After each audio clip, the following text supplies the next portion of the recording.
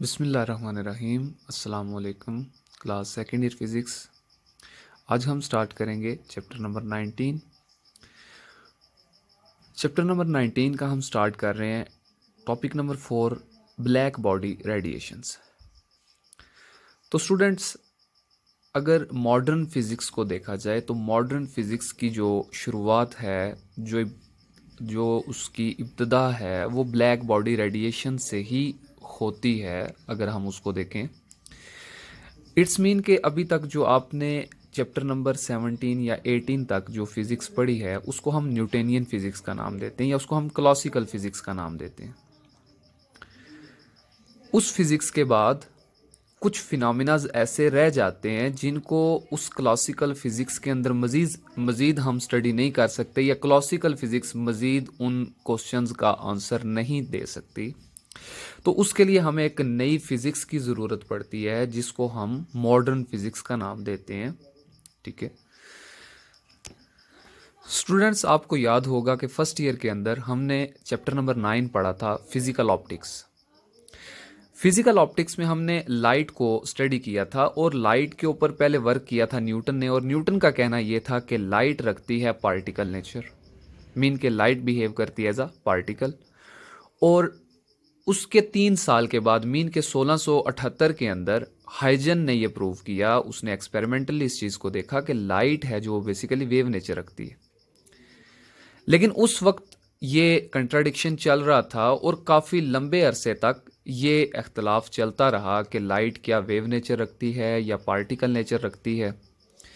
तो लाइट की wave nature को देखते हुए हाइजन ने कुछ प्रिंसिपल किए, एक्सपेरिमेंट कुछ परफॉर्म किए, और उसने ये साबित किया कि लाइट वाकया ही वेव के तौर पे काम करती है। और उसको एक्सप्लेन करने के लिए उस चैप्टर के अंदर हमने interference of light, diffraction of light और पोलराइजेशन ऑफ लाइट, ये 3 हमने टॉपिक स्टडी किए थे, जिसमें हम ये देख रहे थे कि लाइट किस तरह से बिहेव करती है एज अ वेव। अगर हम देखना चाहें कि लाइट एज अ पार्टिकल किस तरह से बिहेव करती है, तो उसका आंसर हम क्लासिकल फिजिक्स के अंदर नहीं तलाश कर सकते, या क्लासिकल फिजिक्स हमें उसका आंसर प्रोवाइड नहीं कर सकती। उसके लिए हमें ज़रूरत पड़ी मॉडर्न फिजिक्स की, कि मॉडर्न फिजिक्स के अंदर हम कैसे देखेंगे कि लाइट बिहेव करती है एज अ पार्टिकल नेचर। और इसके बाद 1858 के अंदर मैक्स प्लांक्स एक साइंटिस्ट था जिसने ये प्रूव कर दिया था कि लाइट है जो कि ड्यूल बिहेवियर रखती है, ड्यूल नेचर रखती है, मीन के वो particle as well as wave nature भी लगती है। यानी कि हम ये नहीं कह सकते, या सिंपल अल्फाज में हम ये कह सकते हैं कि जो मैक्स प्लांक्स का कॉन्सेप्ट था, उसने न्यूटन को और जो हाइजन का जो कॉन्सेप्ट था उसको रद्द नहीं किया, उनको नाराज़ नहीं किया, बल्कि उसने बोला कि दोनों नेचर ही रखती है लाइट, वेव नेचर भी रखती है और पार्टिकल नेचर भी। तो इस चैप्टर के अंदर हम जो लाइट की पार्टिकल नेचर है उसको भी स्टडी करेंगे। तो उसके लिए हम स्टार्ट कर रहे हैं ब्लैक बॉडी रेडिएशन को। तो चलिए स्टडी करते हैं कि what is black body radiation, और इसी से हम नेक्स्ट एक फोटॉन का कॉन्सेप्ट लेंगे और उसी फोटॉन में हम देखेंगे कि कैसे लाइट बिहेव करती है एज अ पार्टिकल। तो चलिए हम कुछ देखते हैं ब्लैक बॉडी रेडिएशन के बारे में। What is black body radiations पे भी आते हैं अभी। ब्लैक बॉडी से क्या मुराद है? ब्लैक बॉडी से मुराद कोई ऐसी सरफेस जो कि हर किस्म की रेडिएशन जब उसके ऊपर फॉल की जाए और वो उसको अपने अंदर अब्जॉर्ब कर ले। Surface that will absorb all the radiations fall on it. कोई ऐसी सरफेस जिस पे आप जो भी लाइट फॉल करते हो वो उसको अपने अंदर अब्जॉर्ब कर लेती है, ऐसी सरफेस को हम ब्लैक बॉडी का नाम देते हैं। ठीक है स्टूडेंट्स, इसकी एक सिंपल एग्जांपल लेते हैं। हम दिन के टाइम जब देखते हैं, हमें जो दरख्त के पत्ते हैं जो सब्ज़ रंग के दिखाई देते हैं, उसकी क्या वजह है? उसकी वजह यह है कि जो सूरज की लाइट है वो बेसिकली 7 कलर का मिक्सचर है। उन 7 कलर्स को हम एक वर्ड जिसको हम लिखते हैं यहाँ पे विब ग्योर के नाम से उसको हम जानते हैं। बेसिकली ये एक पैटर्न है कलर्स का, जिसमें हम देखते हैं कि जो वायलेट, अच्छा, इस विब ग्योर में अब जो रेड कलर है, ये आर जो है ये रिप्रेजेंट कर रहा है रेड कलर को, और इसकी वेवलेंथ सबसे ज़्यादा होगी, और जो ये वायलेट कलर है इसकी जो वेवलेंथ है ये सबसे कम होगी। मीन के हमारे पास ये जो ऑर्डर चल रहा है, ये अगर वेवलेंथ के लिहाज से देखा जाए तो वेवलेंथ जब रेड से मूव करेगी वायलेट की तरफ तो वेवलेंथ डिक्रीज होना स्टार्ट हो जाएगी। वेवलेंथ हमारे पास डिक्रीज होना स्टार्ट हो जाएगी। लेकिन अगर एनर्जी की बात की जाए, फ्रीक्वेंसी की बात की जाए, अभी आगे नेक्स्ट चल के हम इन चीज़ों को बड़ी डिटेल में देखेंगे। अगर एनर्जी की बात की जाए तो एनर्जी है जो वो मैक्सिमम होती है वायलेट लाइट की और वो रेड कलर की तरफ डिक्रीज होती है। ठीक है, यानी कि हमारे पास अगर एनर्जी की बात की जाए तो वो इस डायरेक्शन में हमारे पास डिक्रीज होगी। लेकिन अगर वेवलेंथ को देखा जाए तो वो रेड कलर से वायलेट की तरफ डिक्रीज होगी। तो इसमें आप देख रहे होंगे कि जो ग्रीन कलर है, ये ग्रीन कलर मीन कि अब जो एक सूरज की लाइट जिसको हम वाइट लाइट कंसीडर करते हैं वो इन 7 कलर से मिलकर बनी हुई है, उसमें ये जो ग्रीन कलर है, ये ग्रीन कलर की रेज जब उस पत्ते की सरफेस पे पड़ेंगी और वहां से रिफ्लेक्ट बैक होंगी तो हमें वो जो उस पत्ते का कलर है वो सबज दिखाई देगा। अदरवाइज ये जो बाकी रेज हैं, ये जो बाकी कलर्स हैं, ये उसके अंदर एब्जॉर्ब हो जाएंगे। इसी तरह से अगर हम बात करें एक ब्लैक सरफेस की, ब्लैक सरफेस एक इस तरह की सरफेस है जिसके ऊपर आप जो भी रेडिएशन फॉल करोगे वो उसको अपने अंदर एब्जॉर्ब कर लेगी, उसके अंदर यानी कि कोई भी कलर है जो उसको एमिट नहीं करेगी। अब जब हम किसी एक ऑब्जेक्ट को हीट अप करते हैं, फर्ज कर लें यहाँ पे हमारे पास कोई एक बॉडी है, इसको अगर हम हीट अप करें तो हीट अप करने से क्या होगा कि इसके अंदर से रेडिएशंस हैं जो वो एमिट होना शुरू हो जाएंगी सराउंडिंग के अंदर। और ये जो रेडिएशंस एमिट होंगी, इनकी जो वेवलेंथ है या जो एनर्जी है वो डिपेंड करेगी टेम्परेचर के ऊपर। जितना आप टेम्परेचर ज्यादा करेंगे उतनी ज्यादा एनर्जी प्रोड्यूस होगी और उतनी ही वेवलेंथ रिड्यूस होती जाएगी। जितना टेम्परेचर कम होगा वेवलेंथ बढ़ती जाएगी और एनर्जी की वैल्यू भी उसके साथ कम होती जाएगी। तो हम कंसीडर करते हैं एट हाई टेम्परेचर के ऊपर हमारे पास जो वेवलेंथ आएगी वो हमारे पास शॉर्टर वेवलेंथ आएगी, उसको हम शॉर्टर वेवलेंथ कंसीडर करेंगे। और सेम यही प्रोसेस होगा अगर हम टेम्परेचर को लो कर दें एट लो टेम्परेचर, जो हमारे पास वेवलेंथ होगी वो लॉन्गर वेवलेंथ हो जाएगी। और लॉन्गर वेवलेंथ किसकी होती है? रेड कलर की। शॉर्टर वेवलेंथ वायलेट कलर की। फिर हम ये भी देखते हैं कि जब किसी एक ऑब्जेक्ट से रेडिएशंस एमिट होती हैं तो वो डिफरेंट वेवलेंथ की भी हो सकती हैं। मिसाल के तौर पे हम एग्जांपल लेते हैं, सूरज की एग्जांपल लेते हैं। ठीक है, यहां पे हम एक सन कंसीडर करते हैं। अगर इस सन की एग्जांपल ली जाए तो आप देखेंगे कि इसमें से जो लाइट एमिट होगी in the form of radiation, इसमें से हमें कुछ अल्ट्रावायलेट लाइट्स भी मिलेंगी। ठीक है, कुछ यानी कि जो वेवलेंथ निकल रही हैं उनकी जो वेवलेंथ या उनकी जो नेचर है वो अल्ट्रावायलेट रेज होगी। ठीक है, कुछ रेज की मीन के वो अल्ट्रावायलेट रीजन में लाई करेंगी। कुछ वेव्स ऐसी हैं जो हमें नजर आ रही हैं जिनको हम विजिबल रीजन के अंदर भी कंसीडर कर सकते हैं। ठीक है, और इसके अलावा जो इंफ्रारेड रेडिएशंस हैं वो भी एमिट करेगा। ठीक है, लाइट के थ्रू जो इंफ्रारेड रेडिएशंस हैं वो भी एमिट होंगी। अगर सन के अंदर का जो फिनोमेना है उसको अगर देखा जाए तो सूरज के अंदर जो फ्यूजन प्रोसेस हो रहा है जिसकी वजह से बहुत ज्यादा एनर्जी प्रोड्यूस होती है और उस ज्यादा एनर्जी की वजह से वहां से जो रेडिएशंस एमिट होती हैं वो होती हैं हमारे पास एक्सरेज रेडिएशन भी हो सकती हैं और गैमा रेडिएशंस भी हो सकती हैं।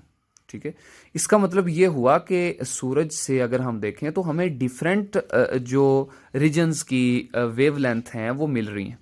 अल्ट्रावायलेट, उसके बाद हमें विजिबल रीजन में मिल रही हैं, कुछ इंफ्रारेड रीजन में मिल रही हैं। अच्छा, अब अगर एनर्जी वाइज देखा जाए, एनर्जी के लिहाज से देखा जाए तो सबसे ग्रेटर एनर्जी होगी गैमा रेडिएशंस की और वेवलेंथ सबसे कम होगी। एक्सरेज की एनर्जी गैमा रेडिएशन से कुछ कम होगी लेकिन वेवलेंथ गैमा रेडिएशन से बढ़ना स्टार्ट हो जाएगी। इसके बाद अल्ट्रावायलेट रेडिएशन आती हैं, उनकी एनर्जी एक्सरेज से थोड़ी सी कम हो जाएगी और वेवलेंथ और ज़्यादा बढ़नी स्टार्ट हो जाएगी। इसके बाद विजिबल रेडिएशन, इनकी एनर्जी अल्ट्रावायलेट से कम होगी लेकिन वेवलेंथ मज़ीद बढ़ जाएगी। और इंफ्रारेड रेडिएशन, इनकी भी एनर्जी विजिबल रेंज से कम हो जाएगी और वेवलेंथ बढ़नी स्टार्ट हो जाएगी। इसके बाद हमारे पास रेडियो वेव्स आती हैं, उनकी जो एनर्जी है वो सबसे कम होती है और वेवलेंथ उनकी सबसे ज़्यादा बढ़ जाती है।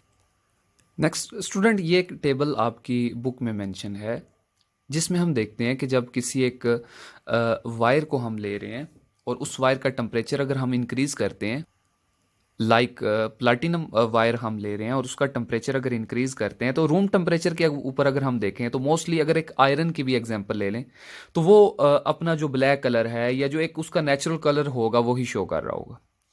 लेकिन अगर हम उस प्लाटिनम वायर का टेम्परेचर 5 डिग्री सेंटीग्रेड तक रेज करते हैं तो उसका जो कलर है वो डल रेड होना शुरू हो जाएगा।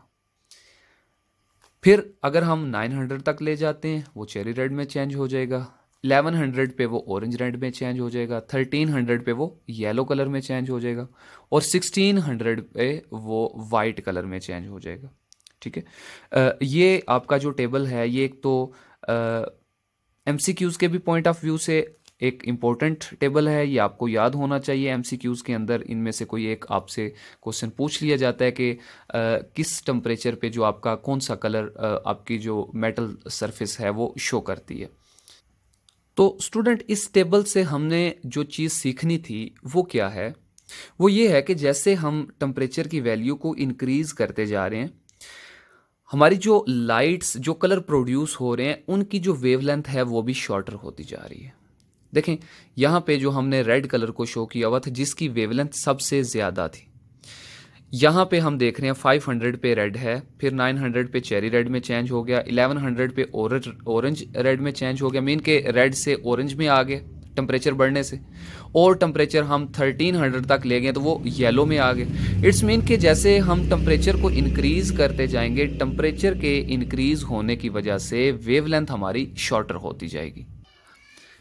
स्टूडेंट, इसके बाद मज़ीद इस ब्लैक बॉडी को और अंडरस्टैंड करने के लिए किरचॉफ जो साइंटिस्ट था जिसको हम चैप्टर नंबर 13 के अंदर डिस्कस कर चुके हैं, जिसने वोल्टेज ला दिया था, उसने ये फिनोमिना परफॉर्म किया और उसने बोला कि अगर हम कुछ एक ऐसा मटेरियल लेते हैं, लाइक ये कोई एक हमारे पास एक मेटल सरफेस है, इसके अंदर हम एक कैविटी प्लेस करते हैं, मीन के कैविटी बनाते हैं और यहाँ पे इसका एक ओरिफाइस रखते हैं, एक मीन के स्मॉल सुराख रखते हैं और उसकी जो विड्थ है, उसका जो एरिया है उस ओरिफाइस का, वो इतना स्मॉल होना चाहिए कि रेडिएशन वहाँ से बाहर आसानी से ना आ सके। मीन के रेडिएशन जब इंटर हो तो उसके बाद क्या हो कि वो रेडिएशन इंटर होने के बाद यहाँ से अगर कोई रेडिएशन इंटर होती है वो इस सरफेस से टकराएगी, वो इस सरफेस से टकराती है, वो इस सरफेस से टकराएगी, इसी तरह इंटरनल वो टोटल रिफ्लेक्शन करती है लेकिन वो यहाँ से आउट ना हो पाए। ठीक है, और उसके लिए मजीद उसने भी ये बोला कि ये जो इस कैविटी की इंटरनल सरफेस है, ये जो सरफेस है, इसको मजीद किसी ऐसे मीडियम को इसके ऊपर यूज किया जाए ताकि ये ओपेक किस्म का एक मटेरियल बन जाए जो बिल्कुल लाइट को एब्जॉर्ब करने की सलाहियत रखता हो, बल्कि लाइट को रिफ्लेक्ट ना होने दे। लेकिन ये प्रोसेस तब तक होता रहेगा लाइट इंटरिंग का जब तक इस कैविटी का जो टेम्परेचर है वो सराउंडिंग के टेम्परेचर के इक्वल नहीं हो जाता। तब तक लाइट आती रहेगी और इस कैविटी के अंदर अब्जॉर्ब होती रहेगी। लेकिन कुछ टाइम के बाद हम क्या करते हैं, उस टाइम तक ये कैविटी है जो ये बिल्कुल एक एब्जॉर्बर का काम करेगी। लेकिन कुछ ही देर के बाद अगर हम इस कैविटी को हीट अप करना शुरू करें, यानी कि जिस मेटल सरफेस के अंदर हमने इसको रखा हुआ था, इसको हम कुछ हीट प्रोवाइड करना स्टार्ट करते हैं, तो अब हीट प्रोवाइड करने से क्या होगा कि इस कैविटी का जो टेम्परेचर है वो रेज होना स्टार्ट हो जाएगा। मीन के इसका टेम्परेचर सराउंडिंग से बढ़ना शुरू हो गया और उस नतीजे में क्या होगा कि अब ये जो ओरिफाइस पहले जो कि अब्जॉर्ब कर रहा था रेडिएशंस को, अब यहां से रेडिएशंस को एमिट करना स्टार्ट कर देगा। अब इसमें से रेडिएशंस आउटसाइड की तरफ एमिट होना स्टार्ट हो जाएंगी। तो इस कैविटी फिनोमिना से हमें यह चीज पता चलती है कि एक ब्लैक बॉडी, एक परफेक्ट ब्लैक बॉडी या एक आइडियल ब्लैक बॉडी वो बॉडी होगी जो कि एक गुड अब्जॉर्बर के साथ साथ गुड एमिटर के तौर पे भी वर्क करे। ठीक है, अब इसके बाद जब इस कैविटी से रेडिएशंस एमिट होना स्टार्ट हुई, तो इन रेडिएशंस का टेम्परेचर और इनकी वेवलेंथ मेजर करना स्टार्ट किया गया। और टू साइंटिस्ट जिनका नाम भी आपकी बुक के अंदर मेंशन है, ल्यूम एंड प्रिंशियम,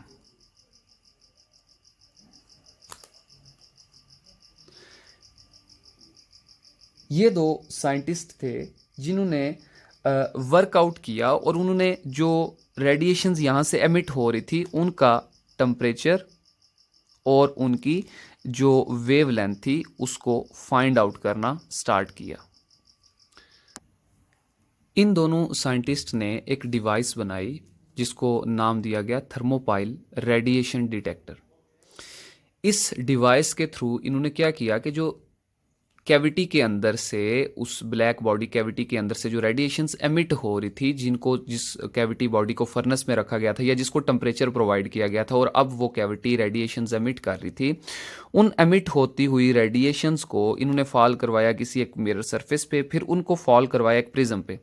प्रिज्म का जो बेसिकली पर्पज़ है वो ये है कि वो सारी वेवलेंथ को सेपरेट कर देता है, जिनको हम आसानी से मेजर कर सकते हैं। फिर दोबारा से एक मिरर के ऊपर फॉल करवा के, तो यहाँ पे एक डिटेक्टर हमारे पास था जिसको हम थर्मोपाइल डिटेक्टर का नाम देते हैं। यहाँ पे उन्होंने इन रेडिएशंस को ऑब्जर्व करना शुरू किया। तो स्टूडेंट्स, डिटेक्टर पे जब ये लाइट डिटेक्ट की गई तो उसके बाद उन्होंने क्या किया कि इसकी जो इंटेंसिटी थी मीन के टेम्परेचर के सेंस में, और वेवलेंथ उस लाइट वेव्स की जो यहाँ से रेडिएशंस निकल के आ रही थी, उनकी वेवलेंथ और इंटेंसिटी के बारे में उन्होंने वर्क किया और उसके लिए उन्होंने ग्राफ ड्रॉ किया। अब उस ग्राफ में आप देख रहे होंगे आपको कुछ डिफरेंट आपको वेवलेंथ नज़र आ रही हैं। मीन कि अगर वेवलेंथ को हम एक्स एक्सिस के ऊपर ले रहे हैं तो अगर हम यहाँ पे कुछ वैल्यूज मेंशन कर देते हैं 1 2 3 4 5 6 7 और 8 नैनोमीटर रीजन के अंदर अगर इसको प्लेस करते हैं तो आप देखेंगे कि हमारे पास यहाँ पे लेफ्ट से राइट की तरफ जो वेवलेंथ है वो इंक्रीज हो रही है। इसी तरह इंटेंसिटी भी टेम्परेचर बढ़ाने से बढ़ेगी। स्टूडेंट, यहाँ पे देखें कि हमारे पास जब रेडिएशंस एमिट हुई, जैसे हमने सन की एग्जांपल ली थी कि जब डिफरेंट ये एक कोई चीज़ जब हाई टेम्परेचर पे होती है और वहाँ से रेडिएशंस एमिट करती है, तो सबसे टॉप पे जब उसका टेम्परेचर होता है उस वक्त वो वाली रेडिएशंस एमिट करती है जिनकी एनर्जी सबसे ज़्यादा होती है और वेवलेंथ सबसे कम होती है। ठीक है, अब देखें अगर ये लाइट यहाँ से स्टार्ट होके इस एक मैक्सिमम पॉइंट के बाद पहुँचने के बाद दोबारा से डिक्रीज हो रही है, इसका मतलब ये हुआ कि इस वेव के इस पूरे रीजन में हमारे पास यहाँ पे कुछ अल्ट्रा वायलेट रीजन भी लाई कर रहा होगा, इस पॉइंट पे कुछ विजिबल रीजन भी लाई कर रहा होगा, इस पॉइंट पे कुछ इंफ्रारेड रीजन भी लाई कर रहा होगा और यहाँ पे कुछ रेडियो वेव्स का रीजन भी लाई कर रहा होगा। ठीक है, तो इट्स मीन कि इस पीक के अंदर हमें एक जो मैक्सिमम पॉइंट मिला उसको हम कंसीडर कर रहे हैं लैम्डा मैक्सिमम के तौर पे। यानी कि ये वो पॉइंट है जहां पे हमने टेम्परेचर को जब बढ़ाया 1000 तक टेम्परेचर हमने बढ़ाया और हमें जो वेवलेंथ थी वो इस पॉइंट पे मैक्सिमम मिली। अच्छा, अब अगर हम यहाँ से फर्दर टेम्परेचर को इंक्रीज करते हैं 1260 तक हम टेम्परेचर लेके जाते हैं, तो उससे क्या होगा कि हमारे पास एक और वेव जनरेट होगी, एक और जो हमारे पास वेवलेंथ हमारे पास एक बनेगी जिसकी हम उस वेव की जो वेवलेंथ और इंटेंसिटी दोनों देखेंगे। अगर हम इस पहले वाली वेव को देखें तो इसके अंडर एक एरिया आ रहा है जिसको अगर हम शेडिड एरिया कर दें तो हम ये बोलेंगे कि ये शेडिड एरिया जितना ज़्यादा बढ़ता जाएगा उतनी ज़्यादा एनर्जी भी बढ़ती जाएगी। मीन कि अगर हम इस एरिया के बजाय अब इस एरिया को देखें तो ये एरिया बढ़ता जा रहा है, इसका शेडिड एरिया जो होगा वो बढ़ जाएगा। इट्स मीन कि एनर्जी बढ़ जाएगी। और अगर एनर्जी बढ़ रही है तो हमारे पास एक पॉइंट आ रहा है, एक पीक पॉइंट आ रहा है जहां पे हम बोलेंगे लैम्डा मैक्सिमम है। लेकिन अब देखें जो लैम्डा मैक्सिमम हुआ है वो इस पॉइंट से थोड़ा सा बैकवर्ड पे मूव कर गया। ठीक है, जैसे मैंने आपको यहां पे बताया था कि जब टेम्परेचर हायर होता है तो वेवलेंथ शॉर्टर होना स्टार्ट हो जाती है। लो टेम्परेचर के ऊपर लॉन्गर वेवलेंथ बनी है। अब जब टेम्परेचर बढ़ना स्टार्ट हुआ तो हमारा जो लैम्डा मैक्सिमम था वो शॉर्टर होना स्टार्ट हो गया। फिर फर्दर अगर हम 1450 तक टेम्परेचर को बढ़ाते हैं तो उससे हमारी कर्व और बढ़ेगी, जिसका मतलब है कि उसके अंडर जो कर्व एरिया आ रहा है वो भी बढ़ रहा है, जिसकी वजह से एनर्जी बढ़ेगी। और एनर्जी अगर बढ़ रही है तो वेवलेंथ ऑब्वियसली कम होगी। मीन कि अब वेवलेंथ इस पॉइंट के बजाय यहाँ पे शिफ्ट हो जाएगा हमारा लैम्डा मैक्सिमम, और इसी तरह लास्ट पॉइंट पे जब टेम्परेचर मैक्सिमम होगा तो तब ये पॉइंट लैम्डा मैक्सिमम यहाँ पे शिफ्ट हो जाएगा। मीन कि टेम्परेचर के बढ़ने के साथ साथ हमने देखा जो हमारा लैम्डा मैक्सिमम था वो हमारा राइट साइड से लेफ्ट साइड की तरफ, मीन के हायर रीजन से या लॉन्गर रीजन से शॉर्टर रीजन की तरफ वो मूव करना स्टार्ट हो गया। अब अगर हम एक डॉटेड लाइन के थ्रू इसको हम अगर ज्वाइन करें तो हमें एक कर्व मिलेगी यहाँ पे। उस कर्व के थ्रू हम ये देख सकते हैं कि जब हम टेम्परेचर को इंक्रीज करते हैं तो टेम्परेचर के इंक्रीज होने से जो वेवलेंथ है वो शॉर्टर रीजन की तरफ मूव करती है। तो स्टूडेंट्स इस ग्राफ के साथ उसने कुछ पॉइंट भी एक्सप्लेन किए हैं। वन पॉइंट में उसने ये बताया हमें कि जो आप टेम्परेचर देंगे उस पे जो एनर्जी है वो यूनिफॉर्मली डिस्ट्रीब्यूटेड नहीं होगी। उससे मुराद ये कि देखें जब यहाँ पे आपने टेम्परेचर बढ़ाना स्टार्ट किया तो टेम्परेचर बढ़ाने से क्या हुआ है कि आपके पास जो एनर्जी है वो यूनिफॉर्मली डिस्ट्रीब्यूटेड नहीं हुई। मीन कि यहाँ से एनर्जी इंक्रीज होना स्टार्ट हुई, इस पॉइंट तक एनर्जी की वैल्यू बढ़ती गई, फिर यहाँ से एनर्जी की वैल्यू दोबारा से कम होती गई। मीन कि एनर्जी यूनिफॉर्मली डिस्ट्रीब्यूटेड नहीं होगी। मीन के फर्स्ट पॉइंट हमारे पास इस सेंस में आएगा energy is non uniformly distributed. Second point में उसने इस चीज़ को एक्सप्लेन किया कि जब हम टेम्परेचर को बढ़ाते जा रहे थे तो उसके साथ जो लैम्डा मैक्सिमम है वो भी बढ़ता जा रहा है। हाँ, वो शिफ्ट ज़रूर होता जा रहा है बैक साइड पे, लेकिन लैम्डा मैक्सिमम की भी वैल्यू बढ़ती जा रही है। तो इसको हम किस तरह से लिखेंगे? एक साइंटिस्ट वैन जिसने इसके ऊपर काम किया और उसने इसको वैन कांस्टेंट का भी नाम दिया, और उसके लिए हम एक इक्वेशन लिखेंगे, lambda maximum multiply temperature is equal to constant. तो स्टूडेंट इस इक्वेशन को हम वैन कांस्टेंट का नाम देते हैं। अभी हम इसको फर्दर भी और एलेबोरेट करते हैं।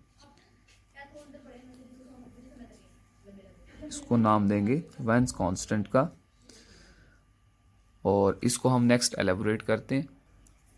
वैन्स कांस्टेंट की जो हमारे पास वैल्यू आती है lambda maximum multiply temperature is equal to 2.9 multiply 10 to raise power -3 metre kelvin के इक्वल आती है। तो यहां से ये जो फार्मूला जब इन्वेंट हुआ या ये कांस्टेंट जब मिला तो इससे क्या था कि हम किसी भी लैम्डा मैक्सिमम को फाइंड आउट कर सकते थे, अगरचे हमें किसी बॉडी का अगर टेम्परेचर पता हो। फर्ज करें हम कंसीडर करते हैं अगर एक बॉडी है उसका टेम्परेचर अगर हमारे पास 50 डिग्री सेंटीग्रेड है और केल्विन में हम उसको अगर कंसीडर करें तो वो हमारे पास उसकी वैल्यू 323 केल्विन के इक्वल आएगी। तो अगर यहाँ पे हम इसको पुट करें lambda maximum multiply 323 kelvin is equal to 2.9 multiply 10 to raise power -3, और lambda maximum is equal to 2.9 multiply 10 to raise power -3 over 323 kelvin. तो इससे हमें जो आंसर मिलेगा वो मिलेगा लैम्डा मैक्सिमम का। इट्स मीन कि किसी भी बॉडी से जो रेडिएशंस एमिट हो रही हैं, अगरचे हमें अगर उस बॉडी का टेम्परेचर पता है तो उससे प्रोड्यूस होने वाला जो लैम्डा मैक्सिमम है वो हम आसानी से कैलकुलेट कर सकते हैं। इसके बाद जो थर्ड पॉइंट है उसमें हमें ये बताया जा रहा है कि जैसे अभी हमने ग्राफ में देखा इंटेंसिटी और वेवलेंथ ग्राफ में कि वैल्यू इनिशियली कुछ वैल्यू बढ़ना स्टार्ट होती है और फिर उसके बाद वो वैल्यू डिक्रीज, यानी कि वो जो कर्व हमने ली थी वो इस तरह से डिक्रीज होना स्टार्ट हो जाती है। यहाँ पे हमें ये बताया गया कि स्टार्टिंग में वेवलेंथ और इंटेंसिटी दोनों बढ़ना स्टार्ट होती हैं, और एक खास पॉइंट जहाँ पे लैम्डा मैक्सिमम आता है उस पॉइंट तक जो हमारी इंटेंसिटी और जो वेवलेंथ है ये दोनों इंक्रीज करेंगी। लेकिन इस लैम्डा मैक्सिमम के बाद वेवलेंथ तो इंक्रीज करेगी लेकिन इंटेंसिटी है जो ये डिक्रीज होना स्टार्ट हो जाएगी। इंटेंसिटी डिक्रीज होना स्टार्ट हो जाएगी। ये था हमारे पास थर्ड पॉइंट, जिसमें हमें रिलेशन बताया गया कि टेम्परेचर के साथ इंटेंसिटी और वेवलेंथ का रिलेशन किस तरह से स्टडी होगा। तो इसको हम अगर थर्ड पॉइंट को नाम भी दे लें तो हम उसको इस तरह से कह सकते हैं कि the relation of temperature with या the effect of temperature with intensity और वेवलेंथ। स्टूडेंट, इसके बाद जो हमारा 4 पॉइंट है उसमें ये चीज़ बयान की गई है कि जब हम टेम्परेचर को बढ़ाते हैं तो उससे जो एरिया अंडर द कर्व आता था वो भी हमारे पास बढ़ता चला जाता है। मीन के टेम्परेचर बढ़ाने से जो एरिया अंडर द कर्व था वो एनर्जी को रिप्रेजेंट कर रहा था। तो जितना एरिया बढ़ता जाएगा उतना ही हमारे पास जो एनर्जी की वैल्यू है वो बढ़ती जाएगी। जैसे हमने देखा यहाँ पे जो फर्स्ट कर्व थी वो कुछ इस तरह से जनरेट हो रही थी, सेकंड कर्व हमारे पास कुछ इस तरह से आई, थर्ड कर्व कुछ इस तरह से आ रही थी। इस तरह से नंबर ऑफ जो वेव्स आती जाएंगी। तो इनके अंडर जो भी एरिया होगा, अब इस लास्ट वेव की अगर बात की जाए तो इसके अंडर ज़्यादा एरिया आएगा, तो इट्स मीन के इस पॉइंट पे जो हमारी एनर्जी होगी वो ज़्यादा होगी। और इसको फिर एक फार्मूले के अंदर समराइज किया गया जिसको लिखा गया energy is proportional to temperature, और उसकी जो एक्सपोनेंशियल पावर थी उसको 4 टाइम लिखा गया। और इसको एक्सपोनेंशियल इज इक्वल टू इस प्रोपोर्शनलिटी कांस्टेंट को सिग्मा के साथ रिप्रेजेंट किया गया, T इंटू 4 के साथ रिप्रेजेंट किया जाता है। और इसको स्टीफन बोल्ट्जमैन कांस्टेंट का भी नाम दिया जाता है। जो सिग्मा है इसको हम स्टीफन बोल्ट्जमैन कांस्टेंट का भी नाम देते हैं। और इसकी जो वैल्यू है ये है students 5.67 multiply 10 to raise power -8 watt पर मीटर स्क्वेयर पर केल्विन स्क्वेयर। सॉरी, ये 4 वैल्यू आ जाएगी। तो स्टूडेंट, इसके बाद हम स्टार्ट करते हैं प्लांक्स अजम्पशन। मीन के प्लांक्स एक साइंटिस्ट था जिसने सबसे पहले लाइट की जो ड्यूल नेचर था उसका कॉन्सेप्ट दिया था। अभी जो हमने इंटेंसिटी वेवलेंथ ग्राफ स्टडी किया, जिसको ल्यूमर और प्रिंगशियम ने जिसके ऊपर वर्क करके तो उसको एक्सप्लेन किया था, प्लांक्स की जो एजम्पशन थी उसका मानना ये था कि ये जो ग्राफ इन्होंने एक्सप्लेन किया है इसके अंदर उन्होंने जो एनर्जी की डिस्ट्रीब्यूशन है वो किसी वेल नाउन तरीके से उसको उन्होंने एक्सप्लेन नहीं किया। तो उसके ऊपर प्लांक्स ने फर्दर अपना वर्क स्टार्ट किया और उसने फिर एक मैथमेटिकल फार्मूलेशन के थ्रू वो जो एनर्जी रिप्रेजेंटेशन थी उसको उसने शो किया। लेकिन उसको पढ़ने से पहले कुछ आपको ये भी बता देता हूँ कि प्लांक्स का मानना ये था कि जो एनर्जी रेडिएट होती है, मीन के अगर उसी कैविटी की बात की जाए, अगर उसी ब्लैक बॉडी की बात की जाए, उसमें से जो रेडिएशंस एमिट होती हैं वो कंटिन्यूअसली नहीं होती। मीन कि वो एक जैसे हम देखते हैं कि अगर किसी एक हॉट बॉडी से रेडिएशंस एमिट हो रही हैं और हम ये कहते हैं कि उसमें से continuously in the form of wave radiations emit हो रही हैं, लेकिन प्लांक्स का मानना ये था कि वहाँ से जो रेडिएशंस एमिट होती हैं in the form of quanta emit होती हैं। What is quanta? Quanta is packets of energy. Mean के एक स्पेसिफिक फॉर्म, एक प्योरीफाई फॉर्म आ जाएगी हमारे पास। एक मतलब कि उसको हम ये कह सकते हैं कि जो क्वांटा है उस क्वांटा को अगर एक्सप्लेन किया जाए तो सिंपल हम उसको इस वर्ड में एक्सप्लेन कर सकते हैं कि quanta is the packets of energy और स्पेसिफाइड अमाउंट ऑफ एनर्जी। तो प्लांक्स का मानना यह था कि हर एक रेडिएशन जो एमिट होती है उसमें से जो एनर्जी एमिट होती है उसकी जो फ्रीक्वेंसी है वो सेम रहती है। मीन के अगर किसी हॉट बॉडी से कोई रेडिएशन एमिट हो रही है तो उसका जो क्वांटा जनरेट होगा वो सिंगल फ्रीक्वेंसी रखेगा। ठीक है, उसके लिए एक इक्वेशन उसने दी, E is equal to HF।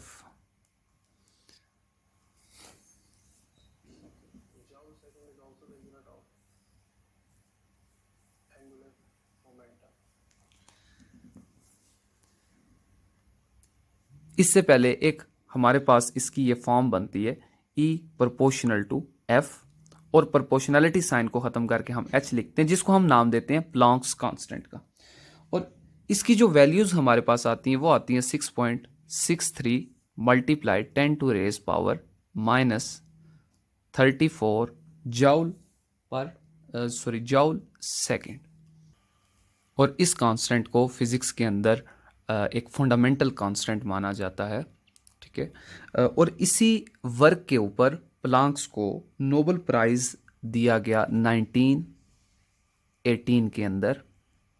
Nobel prize से नवाजा गया इस आइंस्टाइन को।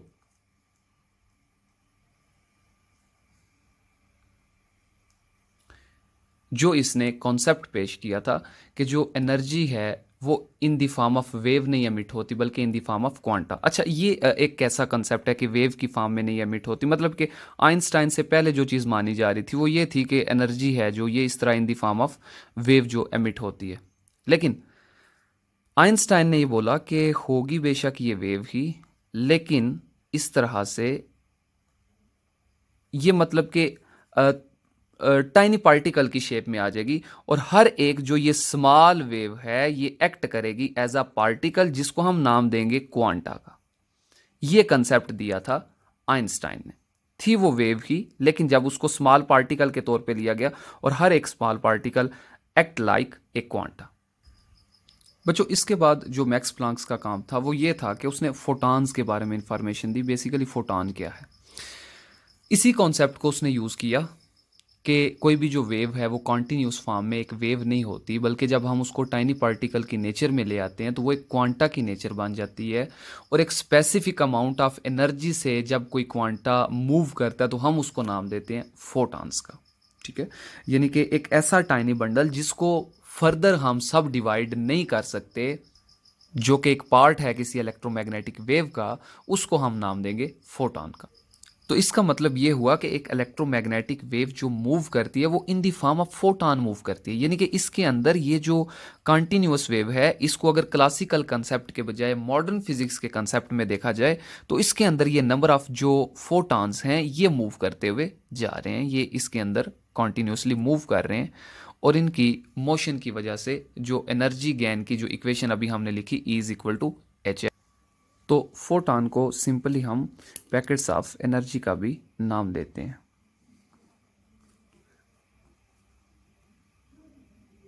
पैकेट्स ऑफ एनर्जी और बंडल्स ऑफ एनर्जी।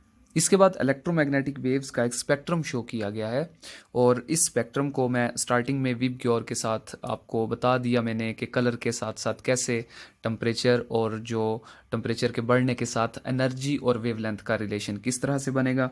उसमें हमने देखा गैमा रेज को, एक्स रेज को, अल्ट्रावायलेट रेज को एक सीक्वेंस के अंदर। ये आपकी बुक के ऊपर भी एक इसका टेबल बना हुआ है। गैमा रेज से स्टार्ट हो रहा है और जाके रेडियो वेव्स के ऊपर वो ख़त्म हो रहा है। तो गैमा रेज जहाँ से स्टार्ट हो रहा है वहाँ पे एनर्जी है हमारे पास मैक्सिमम और वेवलेंथ है मिनिमम। गैमा रेज की बात हो रही है। और लास्ट पे जहाँ पे ये टेबल हमारे पास ख़त्म होता है वहाँ पे रेडियो वेव्स हैं और उन रेडियो वेव्स की अगर एनर्जी देखी जाए तो वो सबसे कम होगी और वेवलेंथ सबसे ज़्यादा होगी।